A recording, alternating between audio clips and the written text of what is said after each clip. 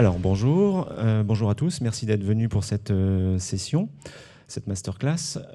Nous allons pouvoir commencer et vous présenter un retour sur expérience de l'utilisation de l'IA générative. Alors bien sûr, c'est difficile d'échapper à l'IA générative en ce moment, mais il se trouve qu'on a eu la chance de travailler depuis plusieurs mois maintenant avec Vinci Airport et Benoît sur ces sujets-là. Et donc, on a maintenant un petit stock de retours sur expérience à vous partager sur l'utilisation de ces technologies dans un contexte voilà, qu'on va détailler par la suite. Alors, Benoît, je ne sais pas si tu veux te présenter. Oui, bonjour à tous. Donc, je suis Benoît Forest, je suis le Head of Data de Vinci Airport et donc basé à Paris. Et donc, je m'occupe de toute la démarche data du groupe Vinci Airport. Alors, durant cette présentation, on va faire juste un petit topo sur Vinci Airport, juste que vous voyez un petit peu dans les grandes lignes de quoi on parle. Et puis, on parlera plus précisément d'un projet qui nous occupe maintenant depuis plusieurs années, depuis 2-3 ans, qui s'appelle le Smart Data Hub. Et Benoît pourra bien vous détailler ces sujets-là. Et on verra après comment on a étendu en fait les capacités de cet environnement analytique à des fonctionnalités d'IA générative, avec des applications d'IA générative intégrées, et comment on a pu effectivement les mettre à disposition des utilisateurs, et comment de nouvelles applications sont en cours de développement et de mise au point. Et puis on conclura un petit peu sur les usages de l'IA générative, les apports de l'IA générative, mais aussi éventuellement des enjeux un petit peu qu'il y a derrière l'utilisation de ces technologies. Alors, je te laisse la main pour Vinci Airport quand même. Merci. Alors, quelques mots sur Vinci Airport. Donc, Vinci Airport fait partie du groupe Vinci, que j'imagine tout le monde connaît. Donc, Vinci, c'est 3 gros pôles. Il y a un pôle construction, Vinci Construction, un pôle Vinci Énergie, et donc un pôle Vinci Concession, avec évidemment Vinci Autoroute, que vous devez connaître aussi, et donc Vinci Airport. Donc, le modèle concession, c'est assez simple. Donc, on rachète des aéroports, soit sur des entreprises publiques ou privées, et donc en contrepartie, on en a l'exploitation, la maintenance et toutes les opérations, et bien évidemment les investissements pendant généralement entre 20 et une trentaine d'années. Donc Vinci Airport, en quelques chiffres, vous avez ici le réseau Vinci Airport, donc c'est 72 aéroports. On est présent sur 13 pays, donc j'espère que vous avez eu l'occasion de voyager sur notre réseau. Vous avez vu, il y a des très très beaux pays. C'est 17 000 employés, Vinci Airport, avec différentes fonctions, et donc c'est pour ça que la data joue un rôle essentiel sur le sujet. 209 millions de passagers en 2022. Évidemment, on a été très touché par le Covid en 2020 et en 2021. On est passé de 250 millions à pratiquement zéro. Donc là, on est en pleine phase de recovery, et on espère d'ici la fin d'année arriver sur les chiffres de 2019. En tout cas, on s'en approchera largement. Il reste un peu de recovery à avoir sur la partie asiatique, avec le marché chinois qui est en pleine reprise. 3,5 milliards de chiffre d'affaires, et une stratégie d'acquisition au fur et à mesure des opportunités qu'il peut y avoir dans le secteur aéroportuaire. Donc notre modèle, je vous le présente très rapidement, puisque la data joue un rôle clé par rapport à ce modèle. Donc nous, en tant que concessionnaire, le premier levier, c'est le développement du trafic, développer les mobilités. Donc pour ça, on a une équipe d'experts. Donc l'idée, c'est quand on achète un aéroport, de voir les potentiels marchés qui pourraient s'ouvrir au sein de cet aéroport. Donc la création de ce qu'on appelle des nouvelles routes. Donc ça, c'est un des premiers leviers. Le deuxième levier, c'est tout ce qui va être B2C. Donc vous, en tant que passager, vous consommez des services au sein des aéroports. Vous venez en voiture, vous achetez des sandwichs, vous passez au duty-free. Donc tout ça, l'objectif de Vinci Airport, c'est de construire une infrastructure avec la meilleure expérience utilisateur et la meilleure expérience passager. Évidemment, tout ça est lié à tout ce qui est facteur opérationnel. Donc, on est responsable de tout ce qui est allocation des ressources de l'infrastructure de l'aéroport. Donc, les compagnies aériennes sont nos clients. Et donc, derrière, on fait en sorte que l'expérience, pareil, passager, soit la meilleure possible. Donc, c'est nous qui sommes responsables et garants des processus de sûreté, des temps d'attente. Donc, il y a toute une optimisation de flux à dessiner au sein de nos aéroports. Et donc, ça, c'est c'est pareil, le facteur data est extrêmement important là-dessus. Évidemment, quand on est investisseur privé, on rachète beaucoup à des entreprises publiques pour des logiques d'investissement, d'expansion. Donc c'est un modèle d'endettement, le modèle de concession. Donc on a une grosse partie donc, de travaux, d'expansion, de redesign des aéroports. Et bien évidemment, tout ça, notre modèle, il est lié à aujourd'hui un facteur très important qui est la décarbonation du transport aérien et dont Vinci Airport est extrêmement moteur sur la réduction des émissions carbone sur l'infrastructure. C'est 45% de baisse depuis 2018 et on participe aussi avec les compagnies aériennes à essayer au maximum de réduire l'empreinte carbone avec les prises d'électricité pour tout ce qui est utilisation de consommation de fuel dès lors que l'avion est sur notre empreinte. Merci. Alors, je vais vous dire quelques mots sur Equancy. Donc, cabinet de conseil, et nous vous accompagnons dans votre transformation data et digitale depuis la réflexion jusqu'à la mise en œuvre. Sur la partie effectivement transformation data, toute une série de services pour vous accompagner à la fois sur les réflexions en amont, sur l'identification de vos cas d'usage, et puis derrière sur la réalisation, à la fois dans les dimensions de machine learning, de data science, mais aussi de déploiement de plateformes, et puis surtout de plus en plus l'accompagnement sur tout ce qui va être la gestion du changement, de la transformation, puisque au-delà des infrastructures techniques, des algorithmes, il y a énormément de travail à faire aussi sur la gouvernance et le déploiement de ce type de stratégie. Plus particulièrement sur le sujet de l'IA générative, qui est un nouveau sujet à rajouter à la corde effectivement des équipes data, la plupart du temps. On va vous accompagner à la fois sur la partie acculturation. Il y a encore beaucoup de questions qui se posent, de découverte. On a tous plus ou moins, enfin, pas forcément tous, une expérience plus ou moins étendue avec ChatGPT, mais au-delà de ça, comment effectivement on aide à diffuser et utiliser ce type d'outils au sein des entreprises, et derrière, comment éventuellement l'entreprise peut intégrer ce type de technologie pour améliorer ses processus, développer son activité, etc. Donc une partie acculturation où, quand on est dedans, on ne s'en rend pas forcément compte, mais il y a encore beaucoup de travail à faire pour aider les gens, les collaborateurs à comprendre les impacts et les usages de ce type de technologie. Puis après, on pourra vous montrer effectivement plus concrètement, on accompagne sur l'expérimentation, parce qu'il y a encore des choses à tester et à vérifier, voir si ça marche en IA générative ou pas. Donc beaucoup de choses autour de l'expérimentation. On est repassé un peu dans une phase de pilote sur un certain nombre de sujets. Et puis après, derrière, une fois qu'on a validé que l'application marche, il faut la déployer et la monter à l'échelle. C'est des problématiques typiquement qu'on a chez Vinci Airport, où là, il va falloir ouvrir les services à des populations beaucoup plus importantes que ce qu'on fait dans les phases de validation, et donc avoir derrière une infrastructure qui tienne le choc. Et puis accompagner aussi la formation et la transformation. Alors, plus concrètement, Benoît, tu vas pouvoir nous parler du Smart Data Hub, puisque c'est comme ça qu'on appelle le projet de gisement de données analytiques de Vinci Airport. Alors le Smart Data Hub, c'est un projet qu'on a lancé juste avant la crise Covid, donc en 2019. En gros, l'idée, c'est on a fait un assessment de maturité autour de la data au sein de nos aéroports, qui, vous l'avez vu sur la carte, viennent de différentes zones. Et ce qu'on s'est aperçu, c'est déjà la première question, c'est un aéroport, déjà ça génère des milliards et des milliards de données. Quand on prend toutes les données autour du trafic, les données autour des opérations, les données autour de tout ce qui est B2C, vente de différents produits autour du passager, donc ces milliards de données. Ce qu'on s'est aperçu, c'est qu'aujourd'hui, on ne l'exploitait pas du tout. Donc, on utilisait 5 à 10% de la donnée. Enfin, je schématise, mais à la hauteur de ce que pouvait recevoir un fichier Excel. Et donc, globalement, on a lancé ce projet Smart Data Hub, qui était donc de collecter toutes les données stratégiques qu'on avait au sein de nos différents applicatifs au sein de nos aéroports. On les a mis dans un cloud, donc on a choisi la plateforme Google qui est extrêmement pertinente sur toute la partie stockage, collecte et process de données. Et derrière, on a fait des cas d'usage, donc de la visualisation de dashboard autour de tous nos différents domaines métiers que je vais détailler donc juste après, pour pouvoir donner à nos analystes des indicateurs de manière très fréquente, c'est-à-dire quotidienne pour toutes les données un peu stratégiques et pas attendre simplement la fin du mois pour avoir la synthèse de l'activité, d'aller chercher la valeur de la data qu'on a dans nos milliards de données.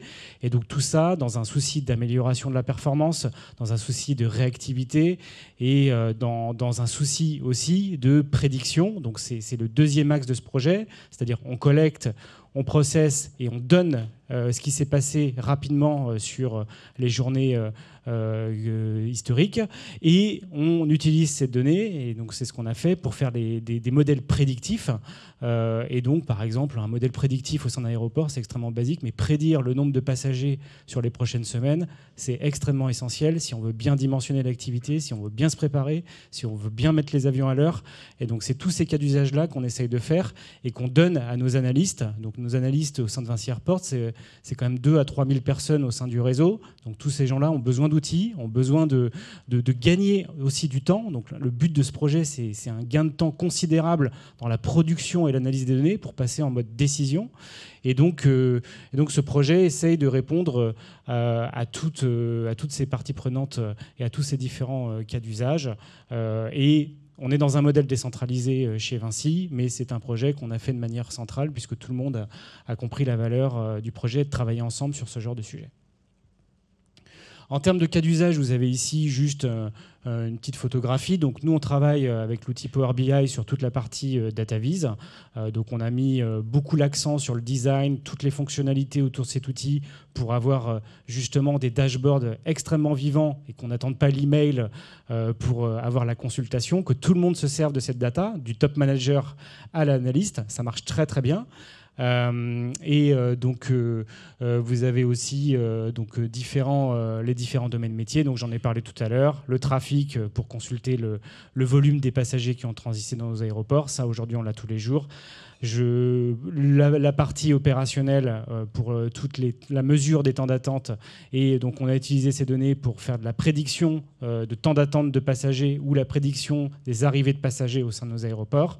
Et après, donc, on a toute la partie commerciale qui est là extrêmement volumineuse en termes de data aussi.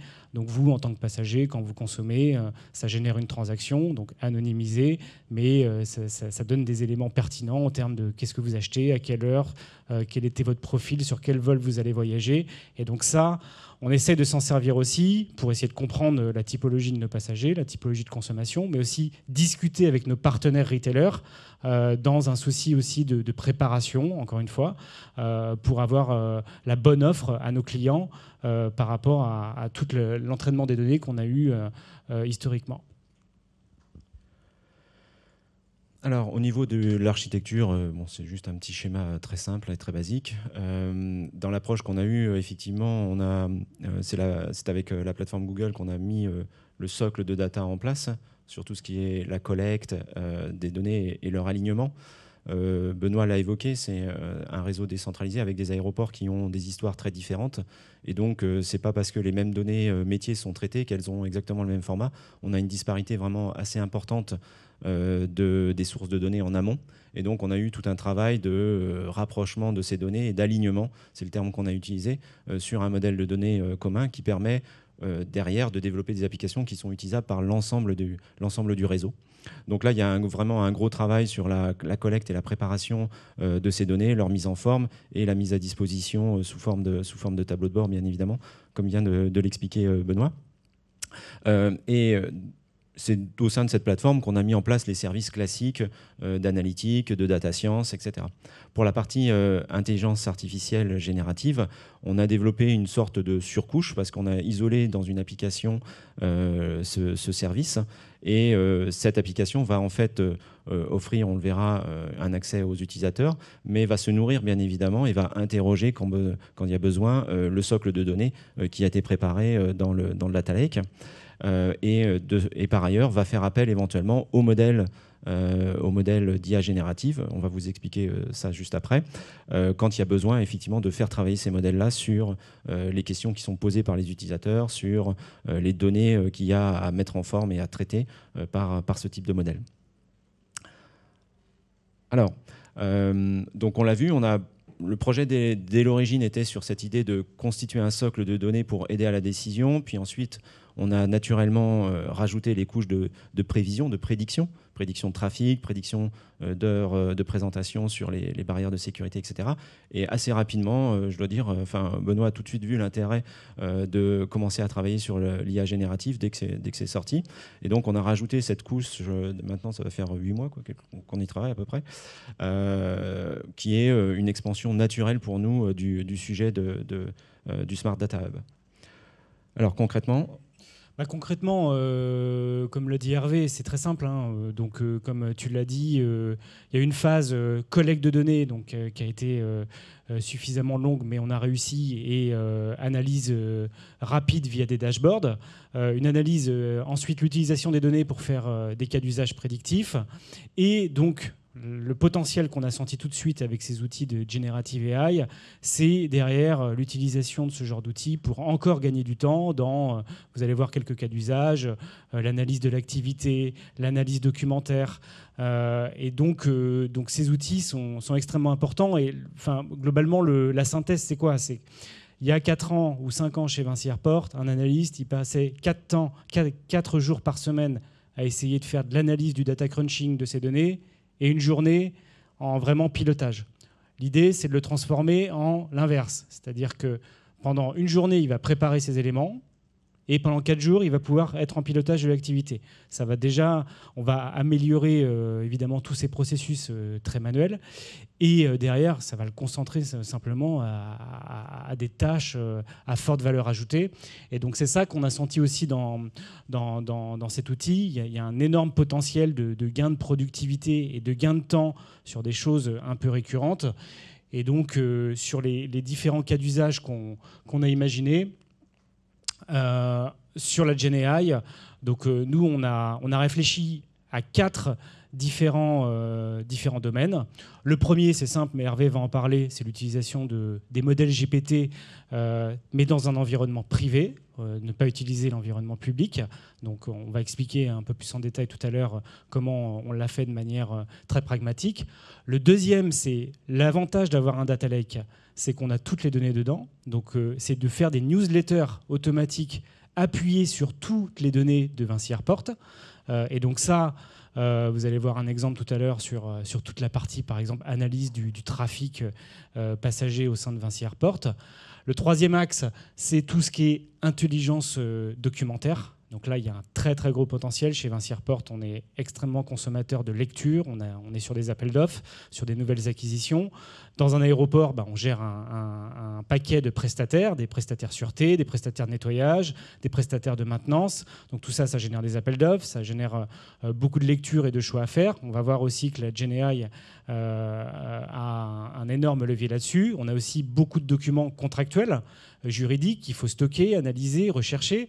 Quand on doit répondre à des appels d'offres chez Vinci Airport dans des endroits assez exotiques, il faut aussi des fois montrer ce qu'a fait le groupe dans le passé d'un point de vue juridique. Donc tout ça, ça génère aussi beaucoup de recherches. Ces outils-là vont être extrêmement novateurs pour nous aider et gagner du temps, plutôt que passer 50 000 coups de fil à différents interlocuteurs de notre groupe pour essayer de trouver et rechercher ce qui s'est passé. Et puis donc un dernier levier sur du sentiment analysis que je détaillerai un peu plus tout à l'heure. Ok.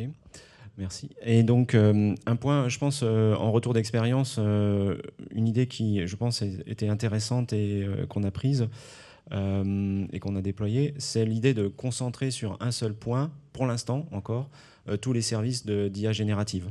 Quand vous regardez, il y a quelques mois, ça partait dans tous les sens. Il y avait l'outil X, l'outil Y, etc. Et donc, on pouvait anticiper effectivement une dispersion énorme des utilisateurs, des collaborateurs dans l'entreprise qui, un tel aurait utilisé tel outil, tel autre aurait utilisé tel autre outil, et il y a ça qui est mieux que ceci, etc.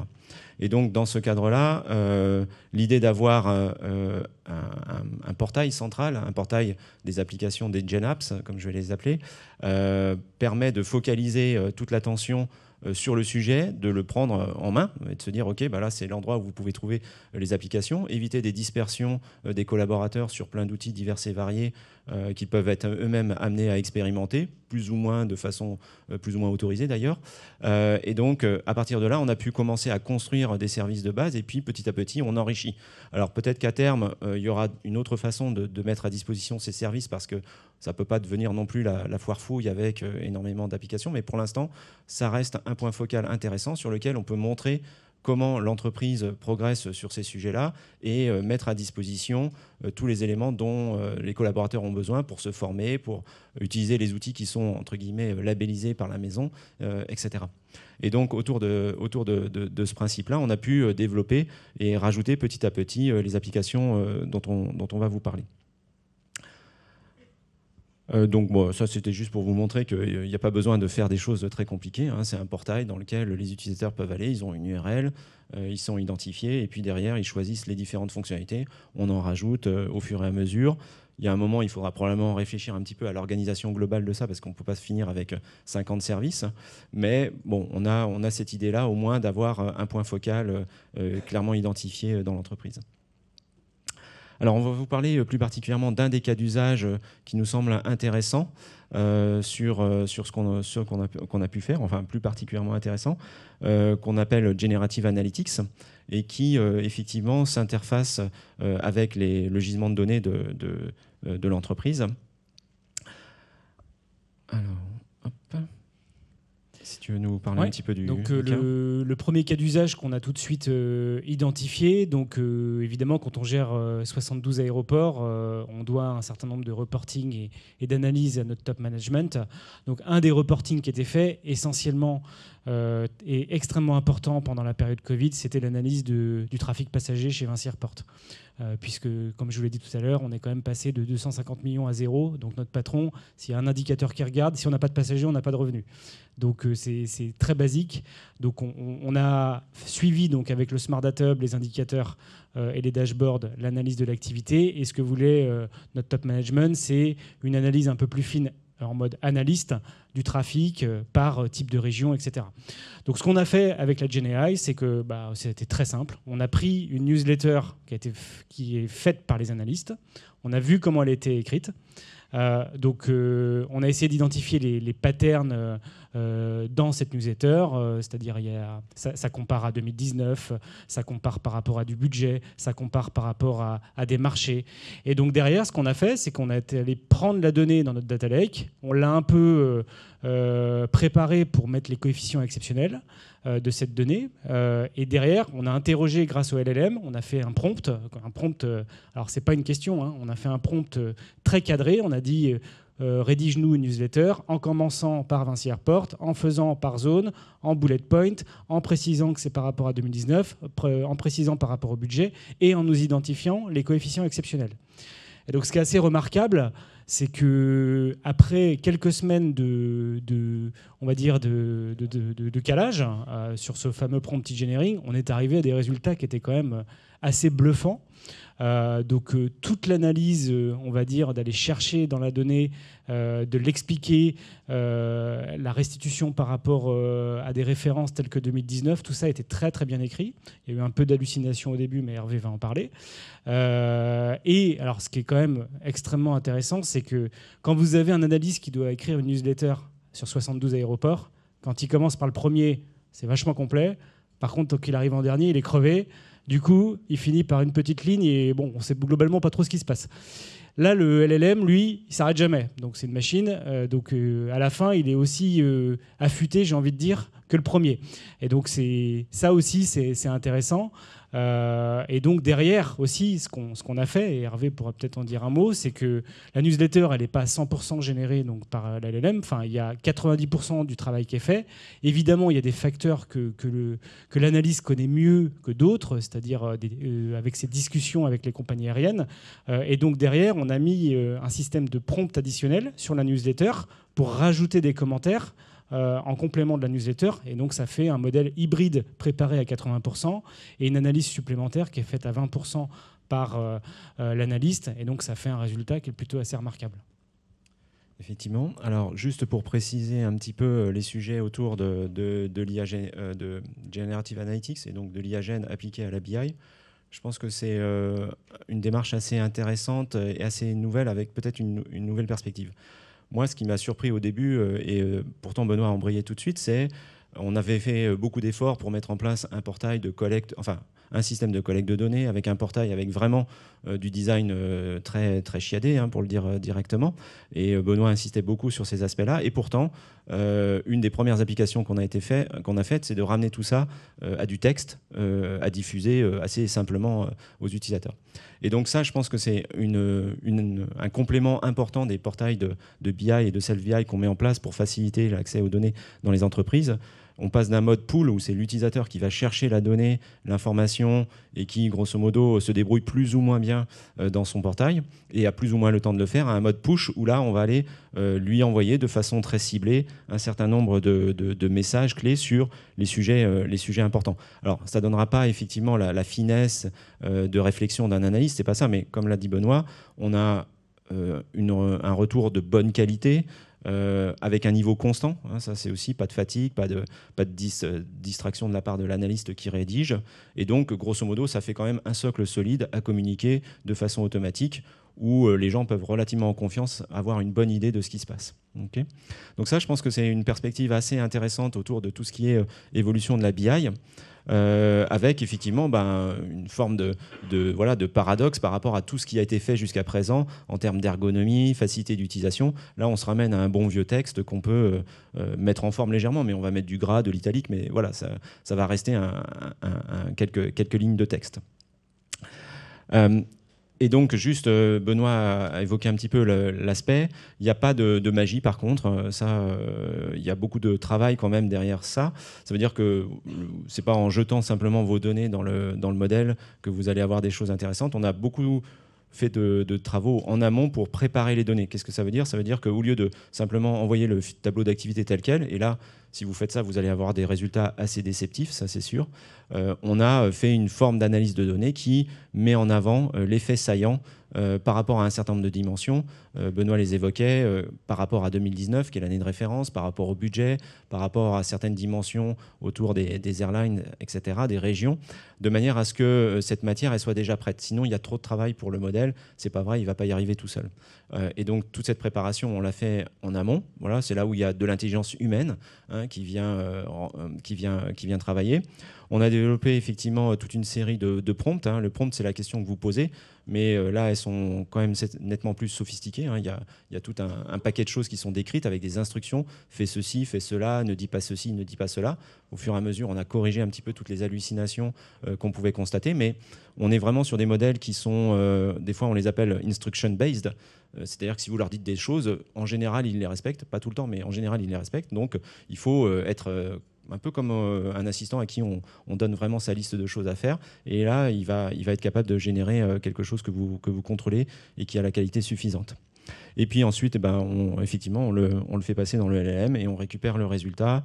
Ce qui est bien en plus, c'est que le LLM fait en partie la mise en forme. Si vous lui dites de mettre les choses importantes en gras, il va vous mettre les choses importantes en gras. Donc il y a toute une série de gains comme ça au passage qui sont assez intéressants à capter. Alors, on va vous parler aussi un peu plus rapidement peut-être des autres applications, juste pour vous donner envie éventuellement de creuser le sujet. Donc deux exemples concrets qu'on a testés. Le premier, c'est évidemment sur toute l'intelligence documentaire. Donc, comme je vous l'ai dit, chez Vinci Airport, on a énormément de documents dans notre travail quotidien à lire, à analyser, etc. Ça peut être des appels d'offres pour l'acquisition de nouveaux aéroports et surtout, ça peut être les appels d'offres qu'on doit gérer au sein de nos aéroports sur, comme j'ai dit, la sûreté ou le nettoyage et aussi toute la partie juridique. Donc là, ce qu'on a fait, c'est simplement, on a utilisé le modèle GenAI pour charger un certain nombre de documents, déjà les résumer. C'est tout bête, mais aujourd'hui, pareil, moi j'ai fait l'analyse que quelqu'un qui travaille sur un appel d'offres, 60% de son temps, c'est de la lecture.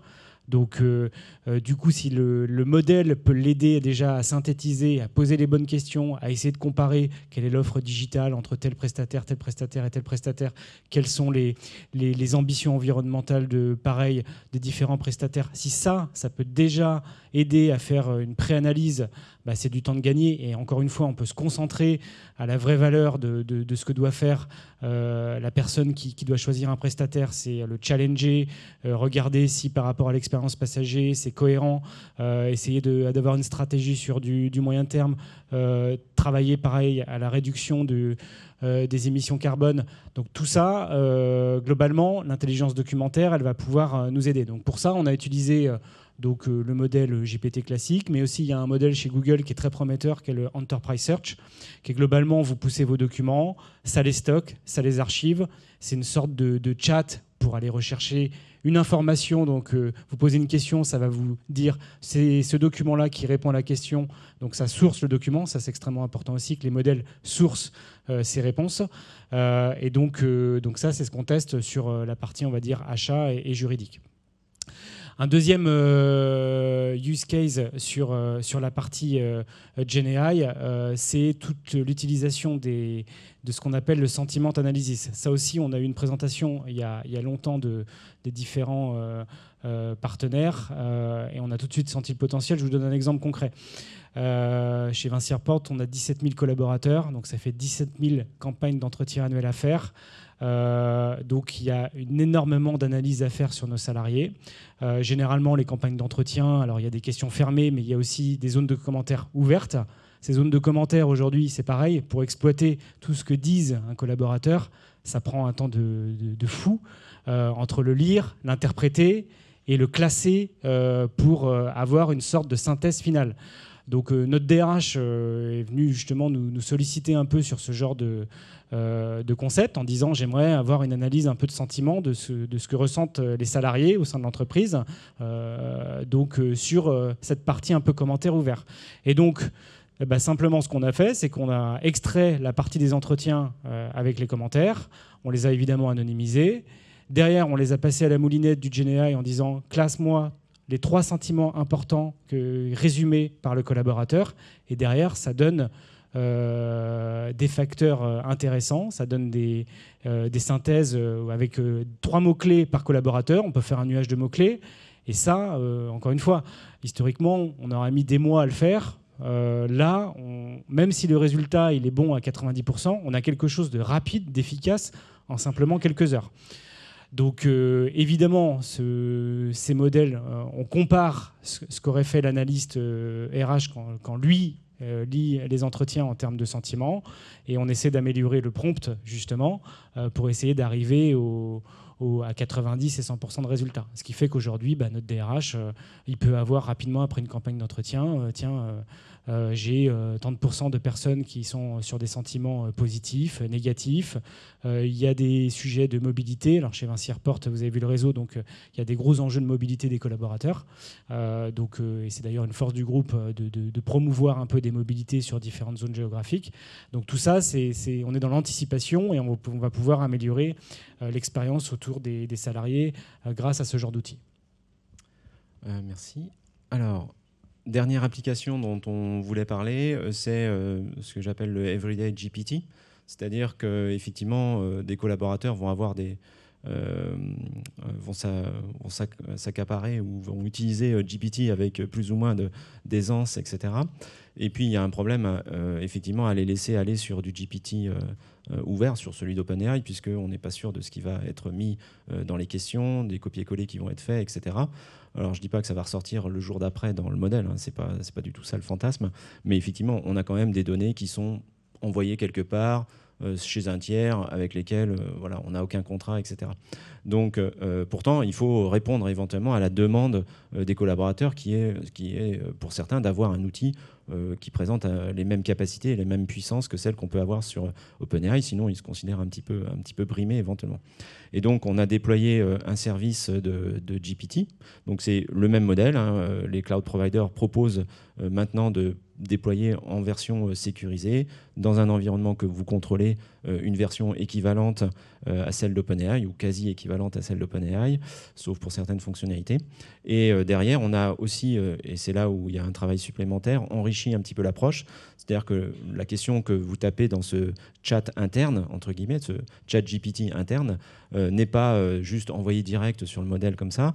On la préanalyse avec un pré-prompt, on regarde de quoi elle parle, et éventuellement on mobilise une autre application ou des prompts spécialisés pour répondre correctement, par exemple, à des questions sur le trafic. Là, il faut aller interroger la base de données, la base du Smart Data Hub.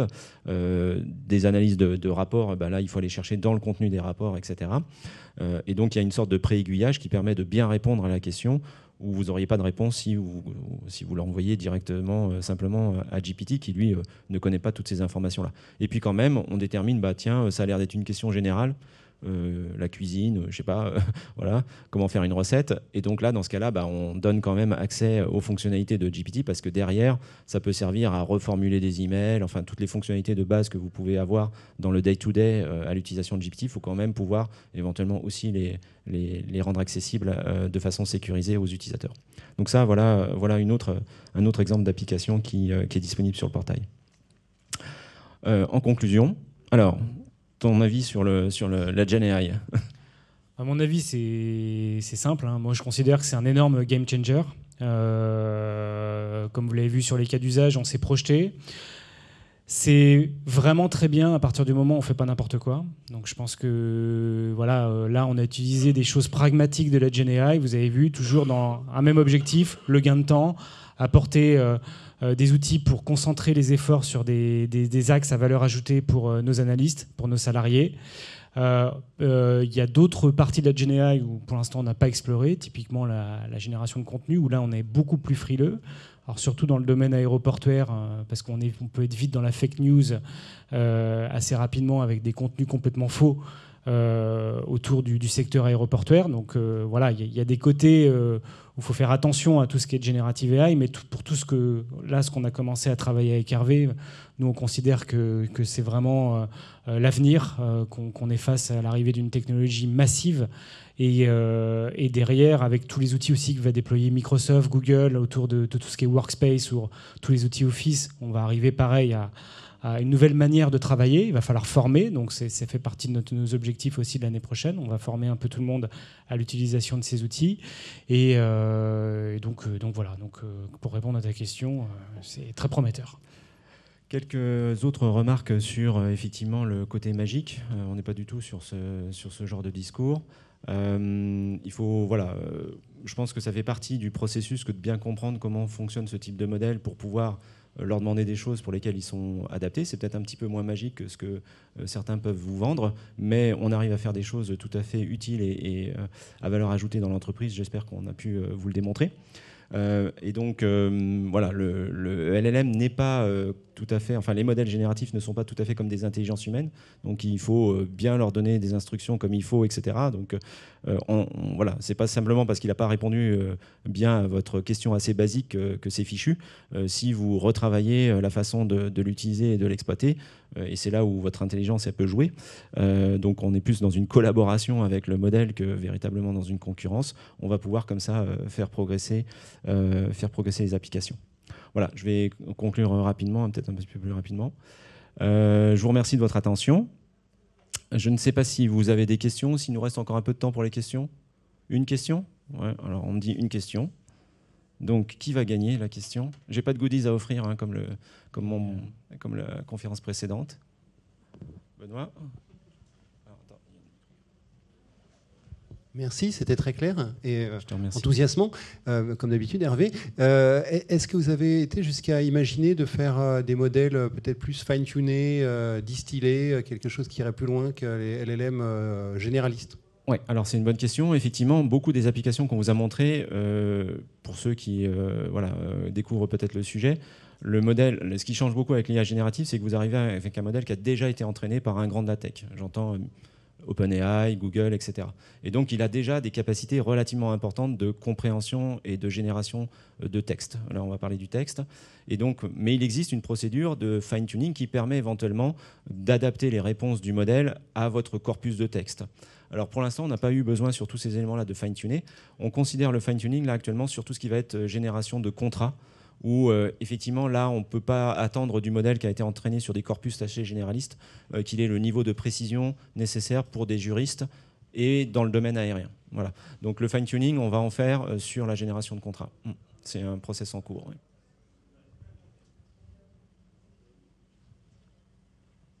Bon, bah, je vous remercie. Merci beaucoup. Et puis à disposition si vous voulez pour répondre à des questions.